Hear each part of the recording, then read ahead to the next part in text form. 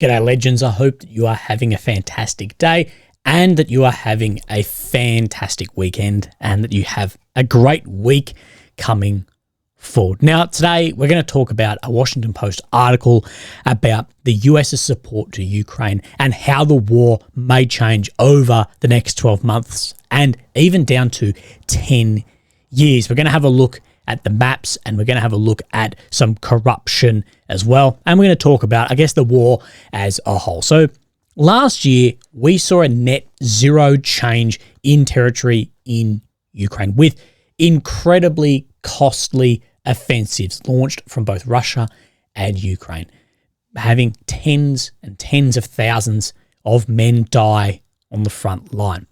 Now, most notably in this was Ukraine's long-awaited and highly anticipated spring into summer, start of winter offensive operations that didn't really manage to make the territory that it had hoped to then split Russia down in the south and have over the winter this massive problem of Russian supply and them not be able to make more defensive works. And Ukraine has been on the offensive for most of 2023, and this has meant that Ukraine's defensive posture and defensive works has definitely taken a back seat. If you remember early last year, Soldier X went public not only with me, but with other more mainstream channels, stating that the time to start building these works was now. And in late 23, early 24, we have seen then Russia make some breakthroughs and regain a lot of lost territory over that offensive operation. So we're seeing this net zero change, and Ukraine, yes, they're building defensive works, but not to the scale that soldiers there will say it needs to be done, and definitely behind schedule, people are saying as well, for if Russia push onto that offensive capability moving forward. And there's still questions of whether Russia can actually do that on a large scale. But there are many reasons that the front line is stagnant. From the introduction of drone warfare, this has not only increased in the targeting of people or vehicles with these drones, but a huge ISR capability that has massively restricted movements. And we've seen that there are manpower shortages and there is huge shell hunger. And this is being felt from both sides with an inability to maintain the amount of men and equipment needed to continue these moves forward. Ukraine is wholly reliant on Western donated equipment. While the domestic capability grows, it will take years to be at a position to maintain a war of this scale. Even Western NATO EU countries that are not in a war with fully functioning economies are feeling the pinch of this war into their supplies of weapons and their economy.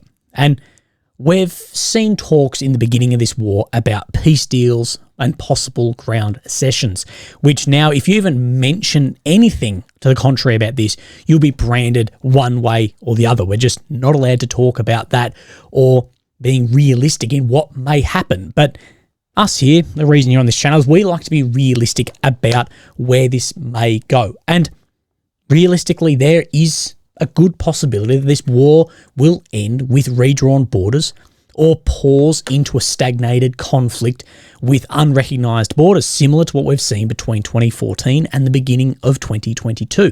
That is a real possibility here.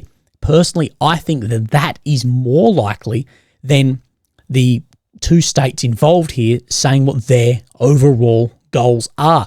And I think the reason I've built this opinion is if we look over the last almost 24 months of war at the amount of ground actually taken and this slowing down, the amount that would need to be taken to have either Russia or Ukraine achieve what they are saying is the end of where their missions are, I just think that is incredibly unlikely, at least in the next year or two. And the longer this conflict goes on, I think the more likely this case is. And many people are saying that Russia is just trying to draw out this conflict to weaponize time in benefit of themselves. And many have said the time to have launched these pushes was when Russia was on the back foot in late 2022. And by not giving the aid into Ukraine to do that, it's allowed the Russian army to build these massive defensive works we saw in use over 2023, start recovering numbers of lost troops, and their equipment and have learnt from the mistakes made. And in turn, this has probably drawn the conflict on for a number of years. And many will point at the lack of commitment and faith from the West early on for this delay. Now, the Washington Post has released an article yesterday titled US War Plans for Ukraine Don't Foresee Retaking Lost Territory. So let's actually have a look at this article, look what has been said, as I think there are some interesting bits in this. There's bits that I agree with, there's bits that I disagree with, and you can have your opinion on this as well. So let's look at this. Still smarting from last year's failed counteroffensives in Ukraine, the Biden administration is putting together a new strategy that will de-emphasize winning back territory and focus instead on helping Ukraine fend off a new Russian advances while moving towards a long-term goal of strengthening its fighting force and economy. So building up Ukraine in defense rather than pushing in at least over the next year to try and win back this territory. The emerging plan is a sharp change from last year when the US and allied militaries rushed training and sophisticated equipment to Kyiv in hopes it could quickly push back Russian forces occupying eastern and southern Ukraine. That effort founded largely on Russia's heavily fortified minefields and frontline trenches, especially down near Robotyne, where we'll talk about in a little bit as there's been some changes on the maps there. It's pretty clear that it will be difficult for them to try and mount the same kind of major push on all fronts that they tried to do last year. Speaking there, unnamed official. The idea now is to position Ukraine to hold its position on the battlefield for now, but put them in a different trajectory to be much stronger by the end of 24 and get them on a more sustainable path. That said, another year building up, another year of arming, fantastic for the Ukrainian military, but you need to look across the fence and go, but that's another year that Russia is doing the exact same, and Russia is tooling up for a sustained war. Their economy is shifting more into that wartime economy. There's articles only today about bakeries, workshops, things like this being changed into making things then for the military. US planning is part of a multilateral effort by nearly 36 countries backing Ukraine to pledge long-term security and economic support, both out of necessity given the disappointing results of last year's counteroffensive and the conviction that a similar effort this year would likely bring the same outcome, and as a demonstration of enduring resolve to the Russian President Vladimir Putin. And this is what we spoke about. If you watched my video, maybe 2 or 3 videos ago, I spoke about what I thought that we would see over 2024, and I said that I don't think either side has the equipment or manpower currently to see huge changes on the front line, and that we'd see a similar outcome over the years. So it's sort of agreeing with that. If you just go into it now, you're probably going to return the same results. But the success of the strategy depends almost entirely on the United States, by far Ukraine's largest donor of money and equipment and the coordinator of the multilateral effort. This spring, the administration hopes to release its own 10-year commitment, similar to what we saw with the UK only a week or so back, maybe 2 weeks back, now being compiled by the State Department with blessings of the White House. So we're going to talk about this $61 billion request for supplemental Ukraine being approved by Congress. We're going to talk about this as there has been some movement on that as well. But looking for this 10-year commitment, and they are saying, some of the officials here, they're trying to Trump-proof it in case he gets into power. As we see with House Republicans appearing to dig in even deeper in refusing the money. We're going to talk about more of that in a sec. Definitely the leadership and the engagement of the US in the long term, but also in this very important phase is paramount. The supplemental is a must-have to continue not only on the ground, but as a show of Western resolve to make, they're talking about Putin here, understand that he will not win. So saying that if these Western countries are putting together 10 years, this amount of money, that Putin will get this idea that he won't win. But as we're seeing more and more shaky, of course, this would give him the idea that maybe he actually will win in this. And they're talking then about Trump-proofing this for 10 years. And that is exactly what Washington Post is calling it. Zelensky has said, we wouldn't survive without US support. It's a real fact. And this is true. I see a lot of people going, if the US pulls support, there's still the EU. Ukraine will fight to the last Ukrainian. Without US support, like it or not, the war is not going to go in favour of Ukraine. US is by far the largest donor, and even of donated equipment from other countries, the amount of sustainment of that equipment is still coming out of the US. The sustainment of the F-16s, the tooling, the maintenance is still going to be bought from the US, from a European country in. The US is unbelievably important in this, and they, like Zelensky said, wouldn't survive without that US support. US policymakers say they expect the war will eventually end through negotiations, as we know this will end.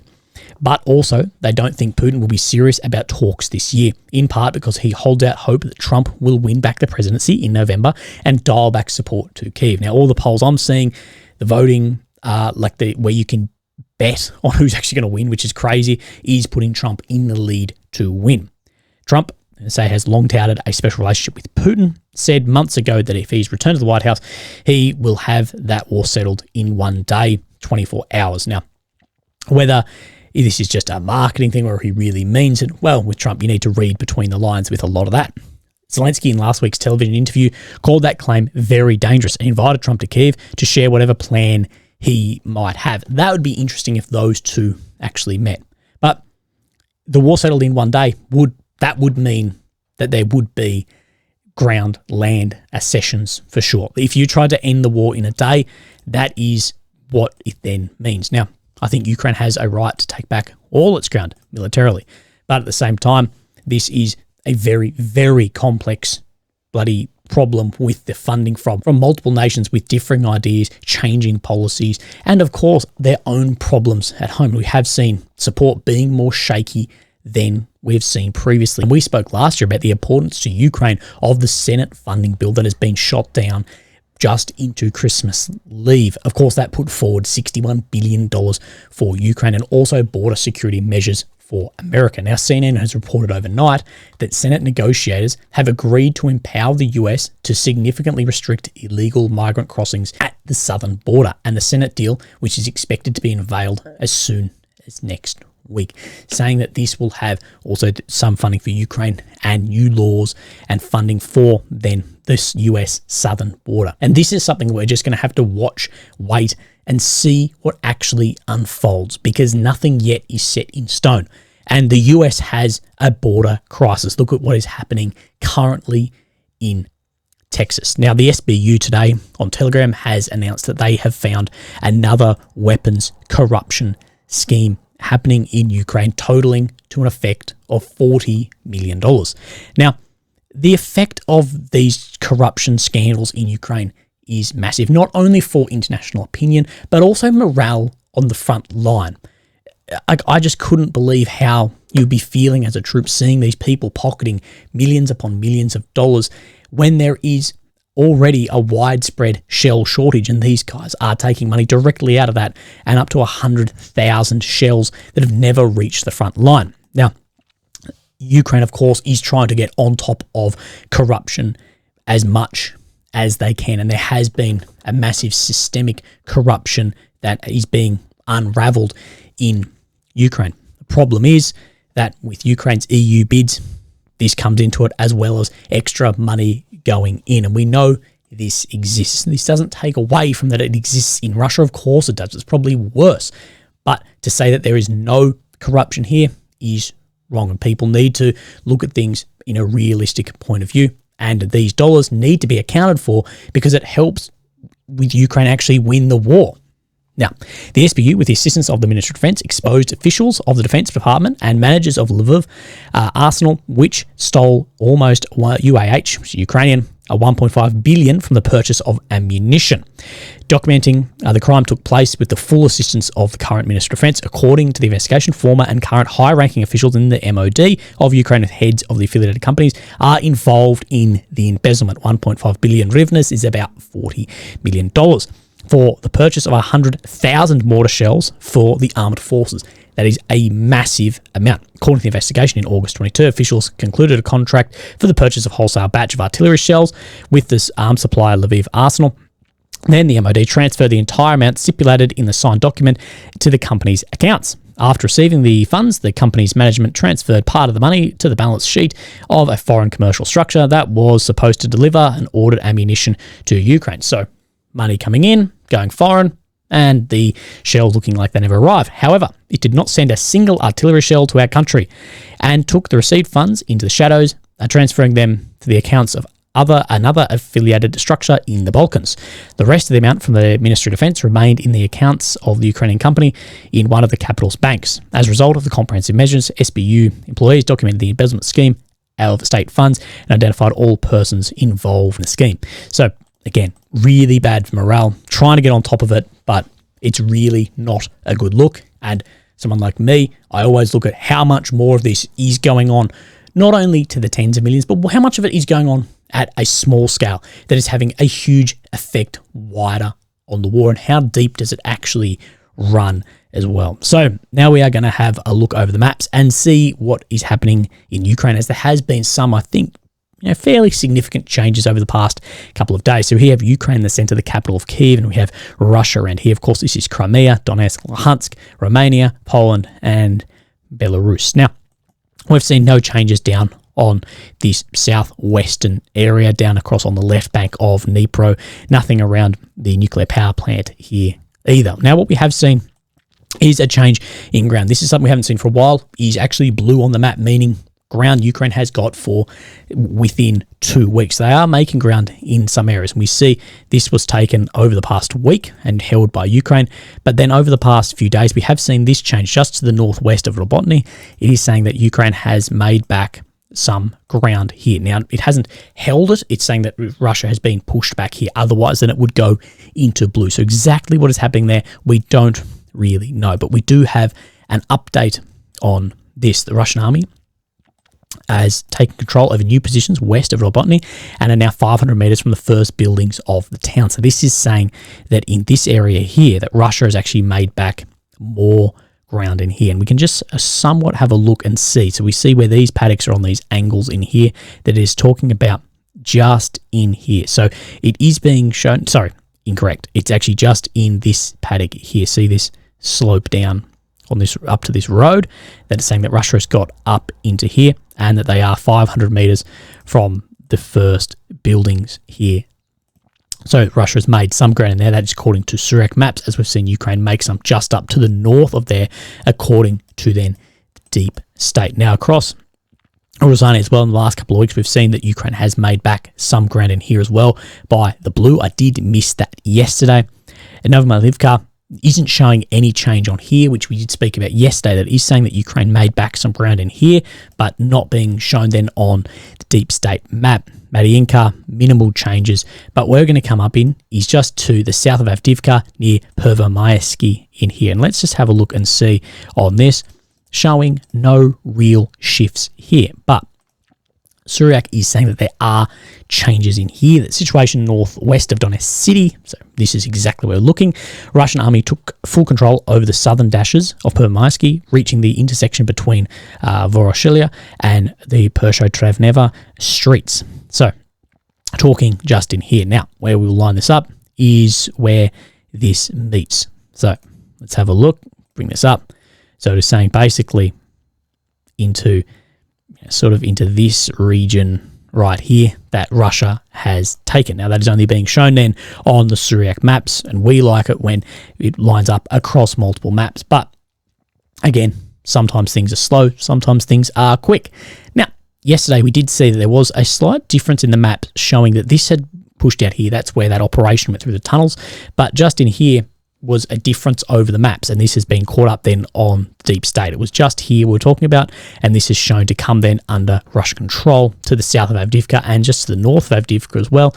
We see that the grey zone has expanded here as well. So Russia has made confirmed ground on some of the high areas here and expanded the grey zone here. Now, this is not what we're talking about. This is exactly where we are talking about, of this expansion here. Now, the Surak and the deep state line up here. And as you can see, that Russia is slowly gaining more and more of the high ground that looks over Avdiivka in here, with this area only on the past few days in this forested region. It will be interesting to see how the artillery and mortars then have an effect into Avdiivka once out of the forest into more of these built up areas. But of course, this area here is slowly getting engulfed, very similar to what we have seen in Bakhmut this time last year. Where this goes, we're not really sure, but the UK MOD has spoken exactly then about this, saying Russia continues its offensive across multiple axes, in line with its strategic objective to capture the Donbass. Russia seized the hamlets of Krokhalny, Kharkiv on 21st Jan 24, Vasily near Bakhmut in 18th Jan 24. However, these are strategically insignificant. Vasily had a pre-war population of 102 and Krokhalny of 45. This represents a question of Russia's minor incremental gains, whilst Ukraine focuses on active defense. Now, of course, you can tell which way this is written, which side they're on. The assessed main priority for Russian forces is the city of Avdiivka. The Russians are mounting a three-pronged attack to encircle the city from the south, the north, and also fighting on the outskirts of the eastern quarter of Avdiivka city itself. So, I know it's a bit of a no shit, but where's my bloody thing? From the north, on I'd say 2 axes here, from the south, and calling the east in here and in here, hoping to pincer this, to be shutting this off and then sweep through as well. It's not as easy as you will just say that this is what they're trying to do. It's going to take a hell of a long time and a hell of a lot of losses in here. But you need to remember that these roads under here, these are under active fire control. There's only 6 Ks between here. That moving down these roads is still incredibly dangerous. Mortars, machine gun, tanks, everything in there. Russian forces have suffered heavy personnel and armoured vehicle losses, frequently caused by Ukrainian uncrewed drones. Russian forces are reportedly attempting to bypass Ukrainian fortifications by entering the city edges via service tunnels. We spoke about this yesterday if you'd like to see it. This is a method of infiltration they have been attempting since October 23.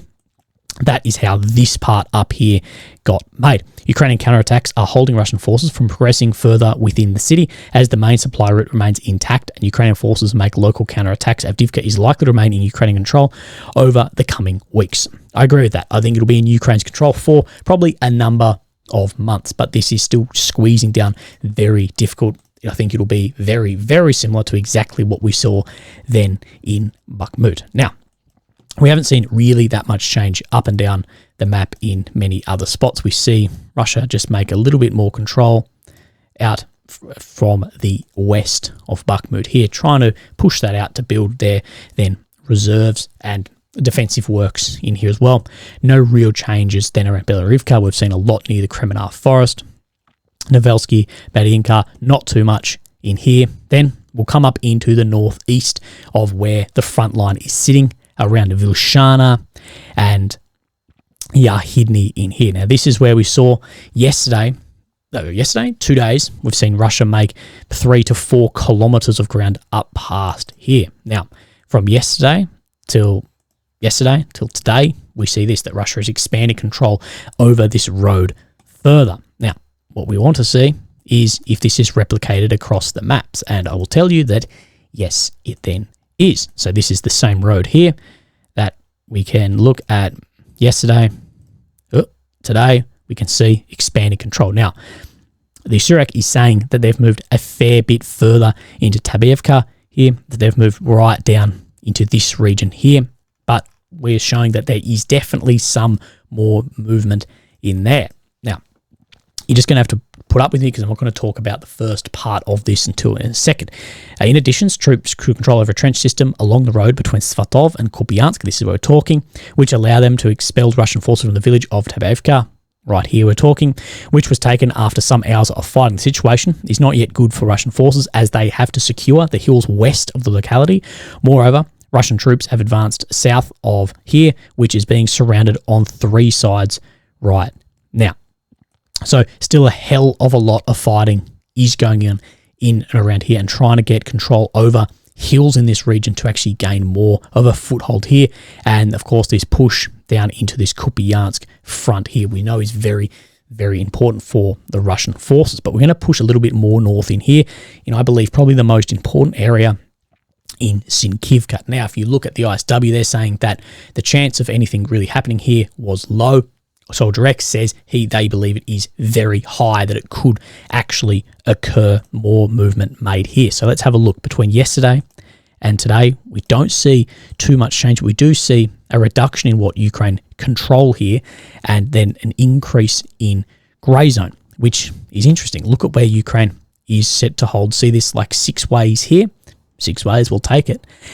And then let's have a look at where then this geolocation is right here. So this geolocation sits here. Now, what we see in this video, and I can't show you this video because of YouTube, but this is a Ukrainian T-72 tank engaging with its main gun on Russian dug-in positions right here. So saying this is in controlled green, I would say this is in more grey zone, and there are positions in here. So that's where that video is geolocated from, and this video has been released by Ukrainian sources filming its own T-72 working in those areas. Again, this is that same location where it was geolocated. Mark off with the donut. Jesus Christ. Here we go. So let's have a look at where Thankyou Suryak map is showing. Now, this is showing that Russian forces have pulled right down into this northwestern side of Thankyou. Now, if you line up where this is with this, you start to get a picture of what it is saying right down, right on where then this has been geolocated that they are controlling. Now, I'd still put that as grey zone, but it is interesting to look at. Let's see what this is being said. The Russian army made new advances at the forest south of Liman Pershi and forced the Ukrainian army to withdraw from some of the positions north of Thankyou. So we've seen that with that T-72 in there firing against positions. We know there are dug-in Russian positions in there. But legends, that is all for today. I'm pretty sure. We're not even going to double check. I'll catch up tomorrow if not. Legends, look after yourselves. Hope you had a great day. If you'd like to support me, there's links down below, but never feel obliged. Look after yourselves, and I'll speak to you tomorrow. Thanks. Bye-bye.